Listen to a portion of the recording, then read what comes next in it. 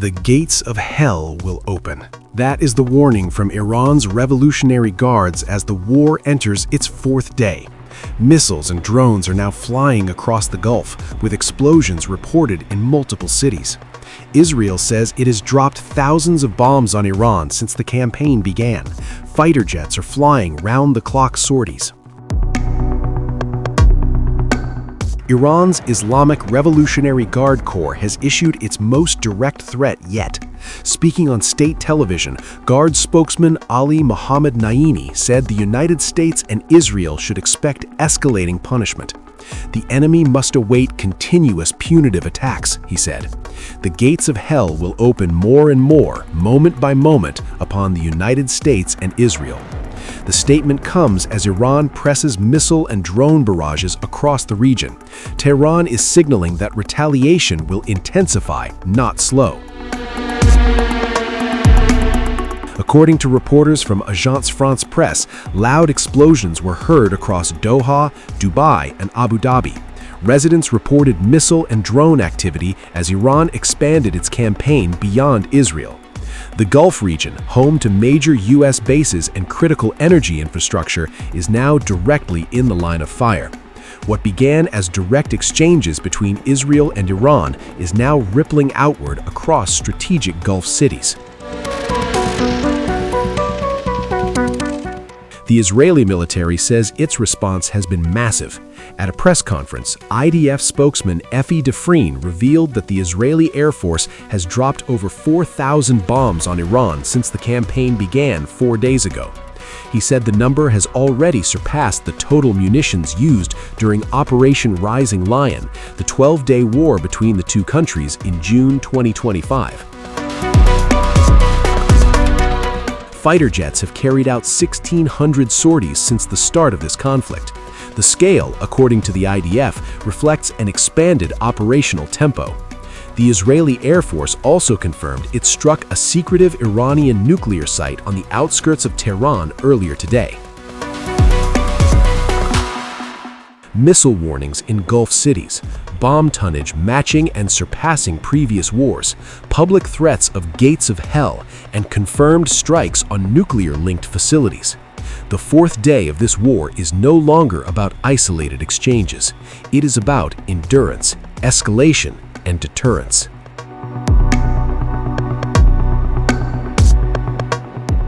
It began with flashes over Tel Aviv. Then came the smoke.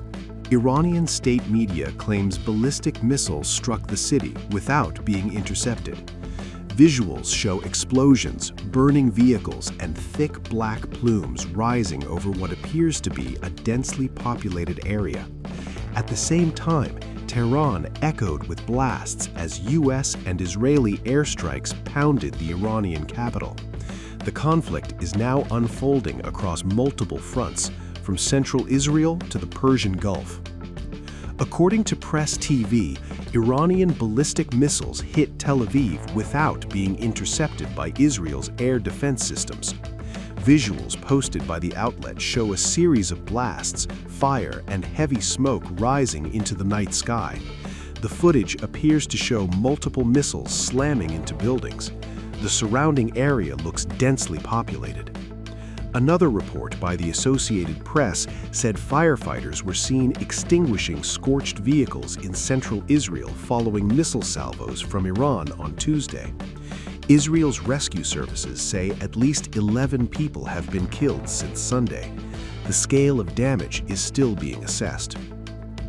Separate reports claim Iran targeted the largest U.S. radar installation in the Persian Gulf. The system is said to be capable of monitoring the entire Middle East. With a reported range of 5,000 kilometers and a cost of $1.1 billion, it functions as an early warning shield. If confirmed, the targeting of such a system would mark a significant escalation in the conflict. There has been no immediate official confirmation from Washington. Across Tehran, explosions rang out overnight. Smoke billowed into the sky as U.S. and Israeli airstrikes targeted the Iranian capital. The sound of blasts echoed across the city at sunset on Tuesday. The strikes come after killing of Iran's supreme leader, Ali Khamenei. Since then, the US and Israel have continued military operations against Iranian targets. Iran and its allies are responding with strikes aimed at Israel, Gulf states, and infrastructure tied to oil and gas production. The battlefield is no longer confined to one city, it stretches across the region. Iran's foreign ministry has launched a direct challenge to Washington's justification for the strikes, dismissing claims of an imminent threat as baseless. Speaking from inside a school scarred by airstrikes, spokesperson Ismail Baghai Khani demanded which imminent threat. Citing what he described as a Pentagon assessment that Iran posed no danger to the United States, Tehran insists the weekend assault had no legal or legitimate grounds, escalating the war of words alongside the conflict on the ground. The American president states that Iran was an imminent threat. Which imminent threat are you referring to? The Pentagon's own intelligence report clearly indicated that Iran presented no direct threat to the security of the United States. It was we who posed the real danger. Did Iran ever launch any violent attacks or bring any form of aggression to the shores of America? Is Iran's problem that it's in? Is it truly surrounded by hundreds of American military bases throughout the entire region? Was it us who sent a missile to the White House, or was it you? But in the last few hours, he's brought up something else entirely.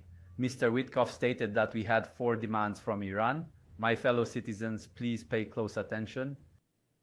Ending Iran's nuclear program, ending Iran's missile program, leaving our people defenseless against their crimes today, ending the missile program.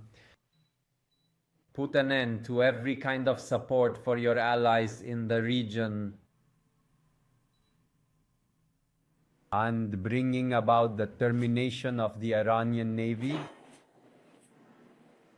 Let me tell you quite frankly, none of these particular discussions were ever brought up. Not a single one of these specific issues was actually raised during the Geneva negotiations. These are nothing but blatant lies that they are constantly fabricating and spreading, purely to justify this action. Good relations with all neighboring countries. This era will pass, and Iran will emerge with pride from this historic trial. Do not doubt it. Our civilization says this, our history says this, and the God of Iran desires this for us. We will triumph over evil.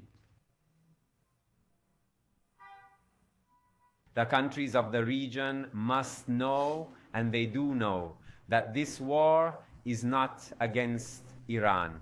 It is only against the region. It is against the Islamic world. What we are doing is targeting. These are the places that serve as the origin and source of attacks against Iran. This is a principle of international law. We have been subjected to military aggression. We have the right to defend ourselves. We have a duty to defend ourselves when from their bases, firm military action is being waged against us in the region's countries. So what are we to do but defend ourselves? Therefore, our defensive action is not against any country in the region. The territorial integrity and national sovereignty of every single country in the region are respected by us. And I wish we were confronted with a situation where the United States was unable to utilize the soil of neighboring Muslim nations, their sovereign territory, for military aggression against another Muslim country during the sacred month of Ramadan.